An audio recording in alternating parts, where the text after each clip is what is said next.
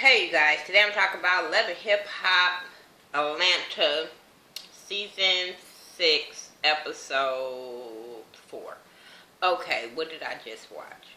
What did I watch? I don't understand what direction Mona is trying to go. What is she trying to glorify? Who is she trying to reach out to? But I didn't understand what I just watched, and we'll get into it. So Jessica and Alexis is double dating with Jock and Tommy. And it really wasn't much to that part besides Jessica was trying to figure out what was Tommy's motives. Well, how did this come about with Jock and Tommy coming together and dating or whatever.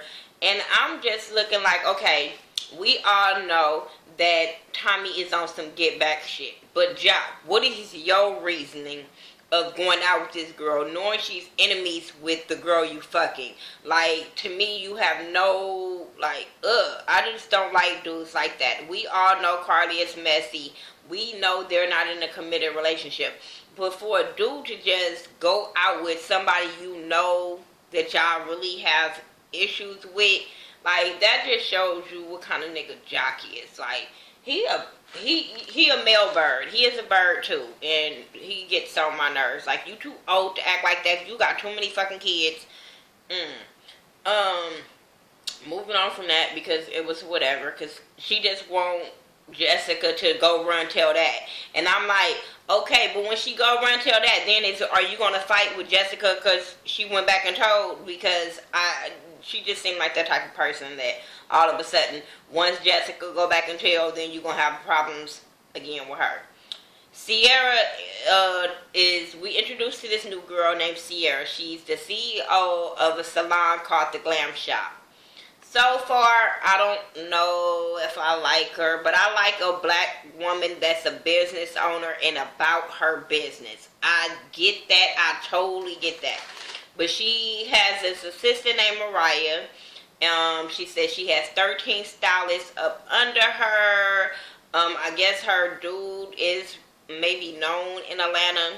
So, because they kept mentioning his name. So, I guess his name is Shooter and he's known in Atlanta. But, you know, like I said, I have mixed feelings towards her because she's kind of on the bougie side. But, like I said, when a person know how they want their business ran and don't want all of that extra drama and just bad for business type shit in their business, I respect that. She said that the energy was different because it's a girl named Lovely Mimi wasn't at work today or whatever, so the energy is different. So then they start talking about how she's loud and all this kind of stuff. And she was talking to Mariah about her because Mariah's her assistant, but Mariah told her to hire Lovely Mimi. And so Mariah's the type of person was like, oh, well, you know, she's a cool girl. I think she can bring a lot of business to you. She has a lot of Instagram followers and stuff like that. So that's why she wanted her to be cool and wanted her to work there. And she was like, I like how homegirl was like, don't let a person see you kind of go to bat for them behind their back, because you kind of, when you going to bat for them in their face, then you can kind of look weak or look like a follower or whatever. And she was saying how she was team Sierra and team Mimi. Like, bitch, I'm neutral. I get along with both of y'all, so you're not going to put me in the middle of that. I totally get that part too. Because I don't like for people to make people to pick sides when you don't like the person. Bitch, if you don't want her working there, you just don't want her to work there. But don't tell her, oh, well, you need to be more like us and be with us than be like her. No. Maybe she's friends with her for different reasons. Then we have Jasmine. Jasmine is now saying that she hasn't talked to Kirk, and since he found out that his spot been blew up, so he can't reach out to her no more. He can't give her no more money, nothing like that, because now Rashida's gonna notice when money is missing and start questioning it. So he ain't been reaching out to her. So since she ain't got the money that she needs, then she has to move out. I said, so what do Rod do? Rod can't help you? Bitch, you not stripping? What?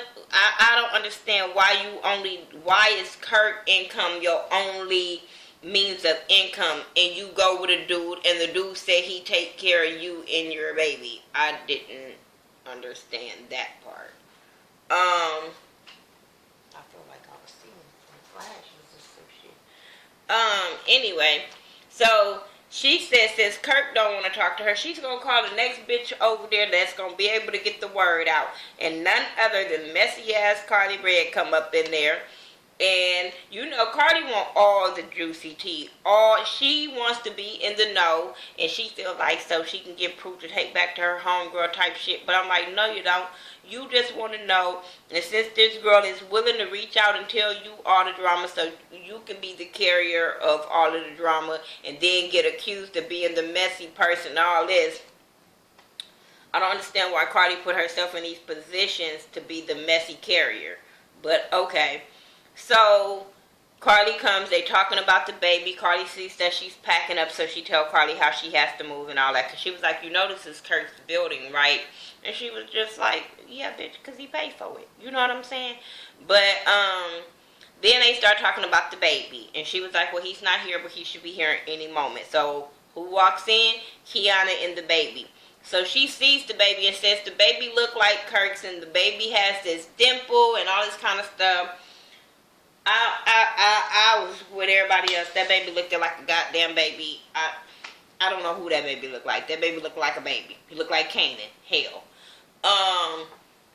But Cardi, messy ass, was like, ooh, let me see the baby. Ooh, let me take a picture. And she gonna say, Cardi, what are your motives? Bitch, what do you think her motives are if she is taking a picture of your baby? She don't know your baby. You and her not cool like that, but she's taking a picture of your baby. What do you think she's going to do with that picture? That's why when she got mad about when I seen the next scenes and she getting mad about the picture, I'm like, bitch, but you allowed her to take the picture. You know she's messy Carly. So, girl, shut that shit up. You wanted this to happen. You wanted it to get out. You wanted Rashida to see the picture. All of that. So, don't act like you didn't.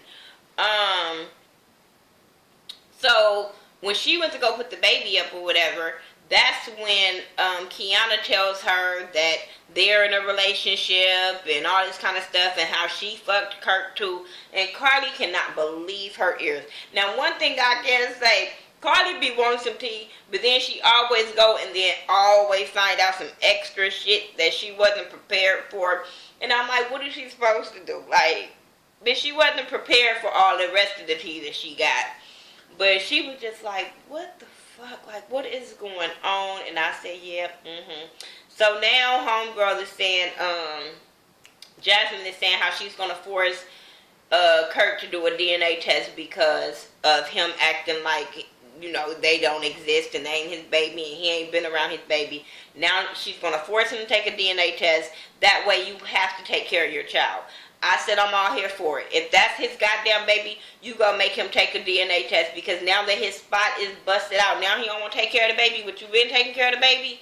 Nah, I'm with the DNA test. And I'm with the DNA test only so we can prove if this bitch is a scam artist or the real fucking baby mama.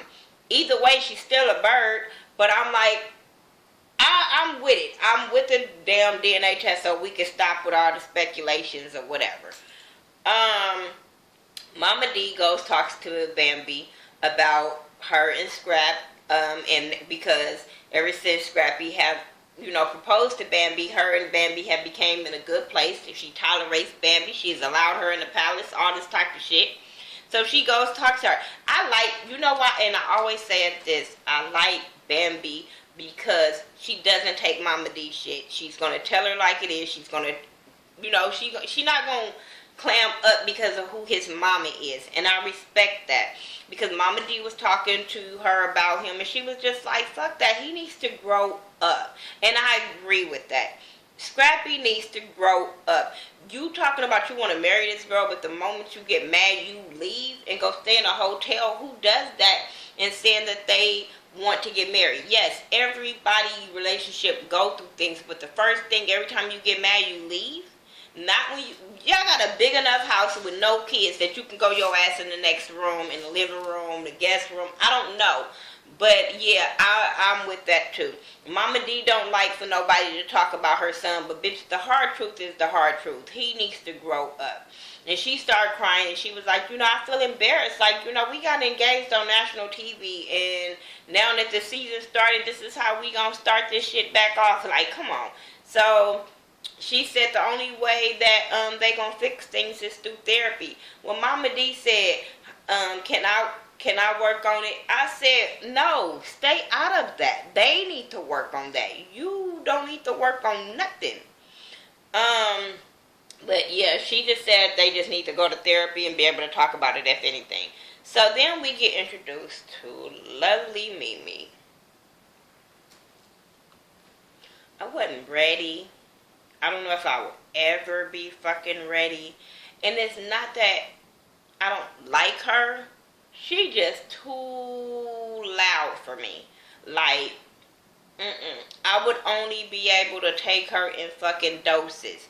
Like, she is like a Cardi B to me. Like, you only could take her like maybe a couple of words and then that's it. Because, like, I don't understand the over the top loudness. Bitch, your hair is loud enough. We see you. You are the only Vietnamese girl in there. We see you. You do not have to be the attention seeker and always say, oh, I like the cameras on me. I like to be seen. Bitch, leave that to your Instagram videos. I don't understand. I couldn't deal. Oh, she irritated the fuck out of me.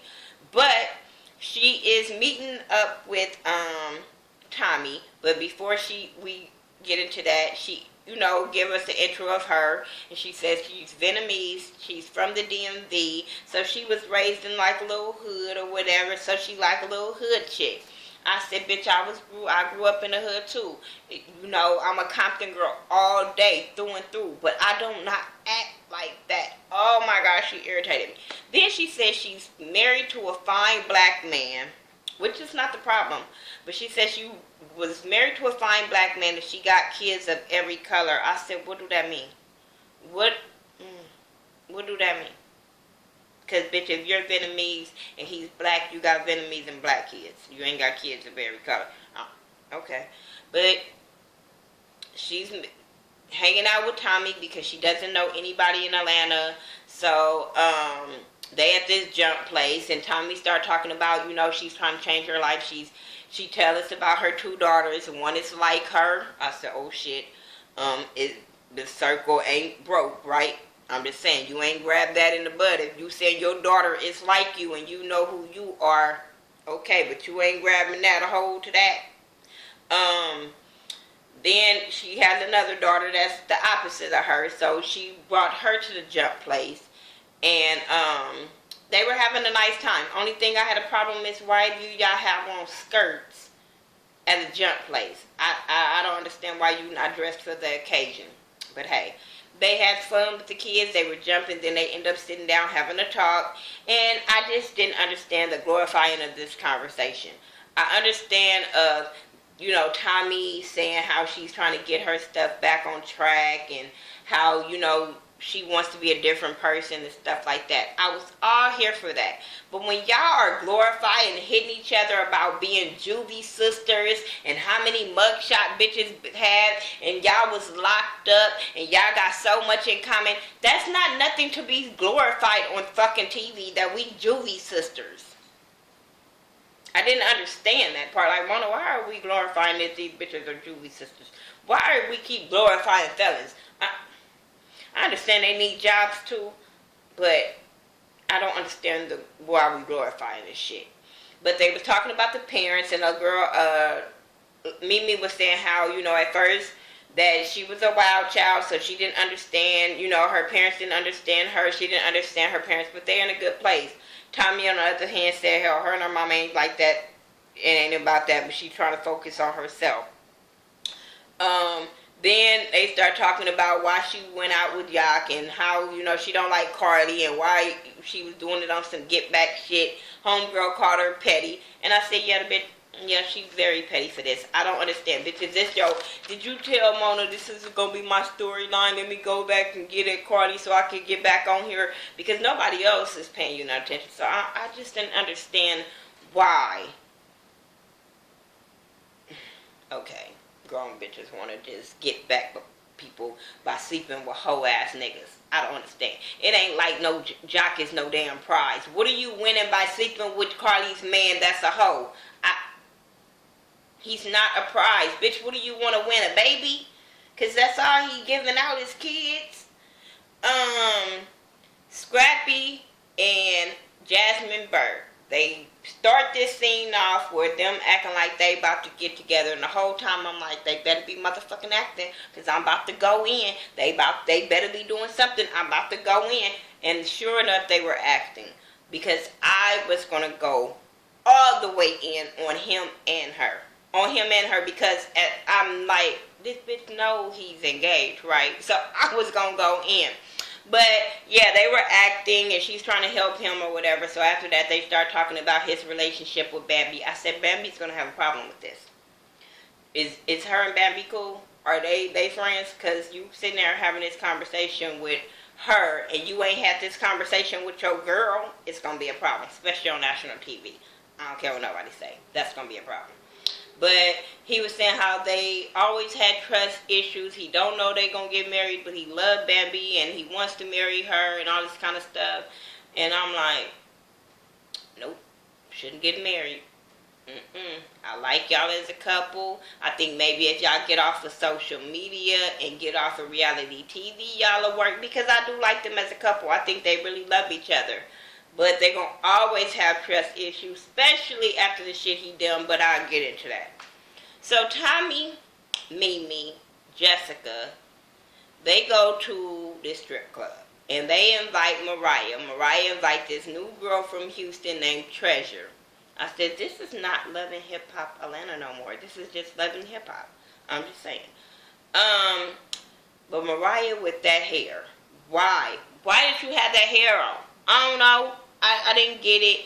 But we find out Mariah's a hoe. Why she was acting like she was a good girl.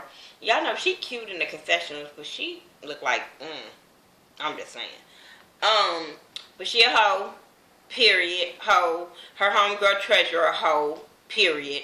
Now, bitch, I don't, whatever. Like I said, it was a difference, but you still a bird too, Tommy. It's a difference between a bitch trying to get with a person that has a girlfriend than a wife. Yes, it's a difference. It's still fucked up, but it's a difference. This bitch, Mariah and Treasure, they both sleep with married men and very, very proud of that. And when strippers like, Jessica gotta tell you, bitch, that's wrong.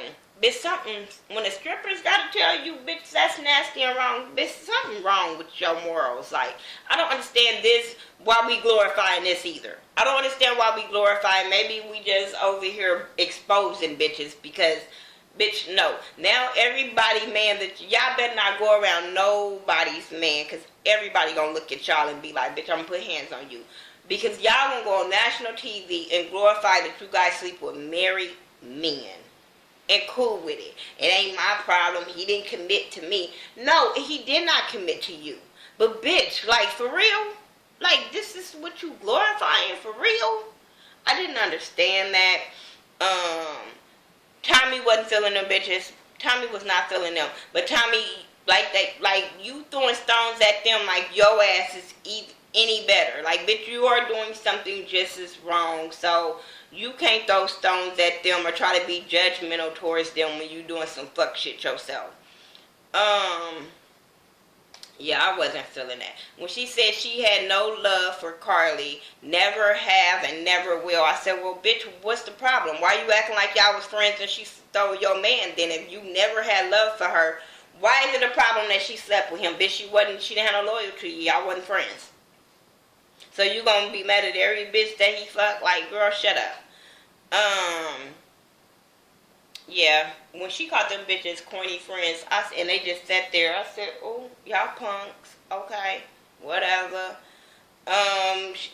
She asked, Dime asked her about Jock and all that kind of situation. Like she said, she just want to get back at Carly, and she want everybody to tell homegirl Treasure knows Cena, and she was asking about that. And what's the name? Wants Cena to co-sign or be in cahoots with her. I said, so this is how we gonna bring Cena back? Oh, I don't know, but okay. Cardi and Jock is doing some photos for her sex book. He hadn't apologized, but he still took some pictures anyway that I didn't want to see. When she clowned his body, I fell out. I said, but you still want him up in here. I don't understand why, but okay. So he apologized and said, you know, he got love for Cardi. He really didn't mean that. So then she kissed him for that.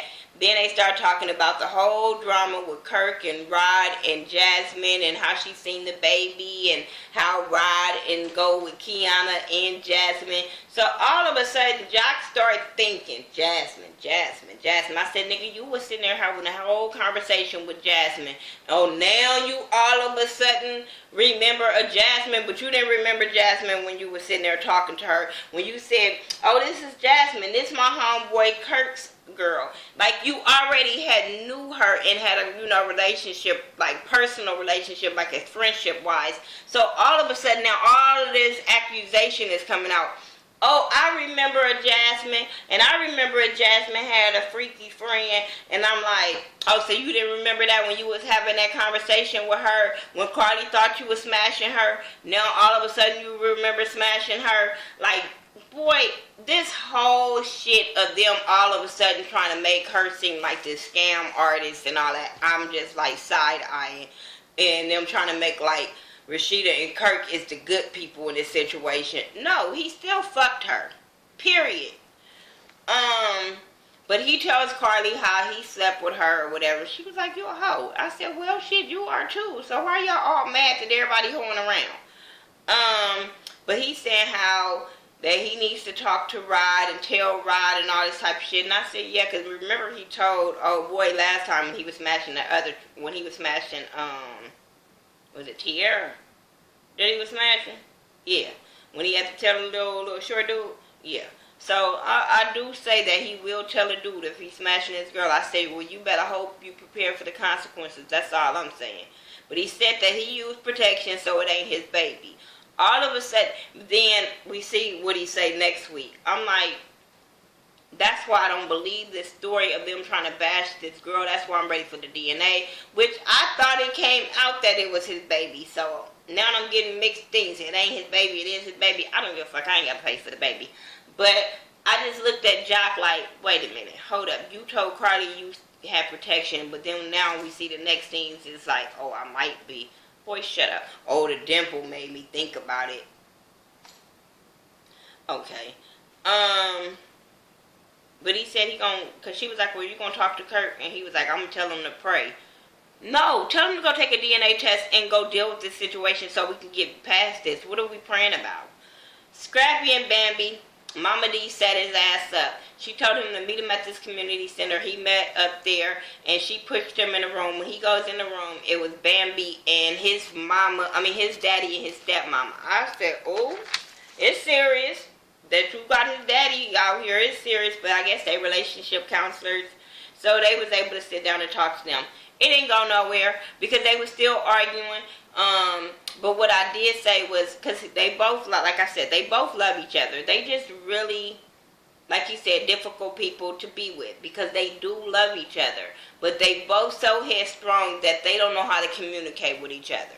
But I was so disappointed when she said her grandmama died and he was in Miami. I said, what kind of shit? And then he didn't even care. The way he brushed that off, that's why she got mad and got up and left. Because the way he brushed that off, and she was like, man, if that was your family members, I would have been there for you. But my grandmama died and you wasn't there for me? And I felt like that was very selfish of him, talking about I was there for her for a couple of days and then I just went, I had to do me. What kind of bullshit is that? Like, So, yeah, Bambi, it's probably time for you to cut your losses with him because he's not going to never be the man you want him to be. He can't. The glam shop. Meet me at the glam shop at work. And, you know, it's already been side-eye going back and forth between her and Sierra. She talking about how the job is stiff, but you're still working there. And then Sierra just side-eyeing her. So Tommy comes in there to get her nails done, but really to check shit out and be loud. They both in there loud as hell. They talking about the drama that happened with the strippers and who fucking who and who a clown and who this. And they're really, really loud where everybody is hearing them. Everybody's hearing them. So Sierra's getting mad. So Sierra walks up to Mimi and like, you guys need to comment down. You know, everybody can hear the conversation. Nobody needs to hear this, especially what you guys are talking about. And they both didn't get it. Well, Tommy like, well, if other people was talking, they wouldn't hear our conversation. No, bitch, that's not how people want to run a business. I don't want to go get my nails done and hear what old girl and what old girl them. No, I don't want to hear that either. That's not, no. I want to come there and be pampered and relaxed. Bitch, I don't give a fuck what y'all did yesterday, who y'all beat up, who y'all don't like. No. That should, no. So that turns off customers. So I don't understand why Tommy didn't get that. But Tommy was being disrespectful too. And then homegirl was like, you want to see what I did? And then she put a dick pic on, little thing on Tommy's nails. I said, what the fuck? And they're going to say, girl, you need to loosen up. We need to have a drink. So Sierra, you know, was like, okay, she think I'm stiff. I'm going to go have a drink with her. I said, this is going to be a bad situation. I don't understand why you're going to do this, but okay. So they end up going to have drinks. 2 minutes after they get there, it was shade being thrown. It was just not even shade because I got where Sierra was coming from because some people just like this and some people are not. So this is not who Sierra is, and this is not who I am, so I totally get that. But I do have friends that's kind of like Mimi, but not like Mimi. You know, I have friends that we go to the club, and they the life of the party, and they like to have fun. But I'm the one that's reserved, and I'm quiet, and I sit there. So I totally get both parts. But they get there, Mimi is loud, she's trying to, you know, turn up with Mariah. Mariah wants to turn up. And Sierra's like, nope, sit down. We don't do this. We don't do this in public. We don't act like clowns in public. So when she said that, she offended Mimi. And I could see Mimi getting offended. So then both of them start going back and forth or whatever. And she was talking about, you. And that's another thing. Don't come to my shop acting like that no more. Talking like that. And so, you know, Mimi jumped up and was like, my turn. I quit the glam shop. I said, oh, my shit.